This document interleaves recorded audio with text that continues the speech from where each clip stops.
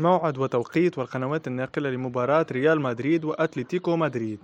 يواجه نادي ريال مدريد نظيره نادي أتلتيكو مدريد في الجولة 23 من الدوري الإسباني، ويحتل نادي ريال مدريد المركز الثاني في الدوري ب51 نقطة، محققا 16 انتصار وثلاثة تعادلات وثلاثة هزائم، بينما يحتل نادي أتلتيكو مدريد المركز الرابع في الدوري ب41 نقطة، محققا 13 انتصار وأربعة تعادلات وخمسة هزائم.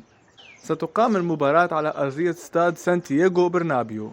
موعد المباراة سيكون يوم السبت الموافق ل25 من فبراير 2023 على الساعة 6:30 مساء بتوقيت تونس والجزائر والمغرب، و7:30 مساء بتوقيت مصر، و8:30 مساء بتوقيت السعودية وقطر. من المنتظر أن يتم نقل المباراة على شبكة قنوات بين سبورتس. ما هي توقعاتكم لنتيجة مباراة ريال مدريد وأتلتيكو مدريد؟ لا تنسوا الإعجاب بالفيديو والاشتراك بالقناة ليصلكم كل ما هو جديد، وشكرا.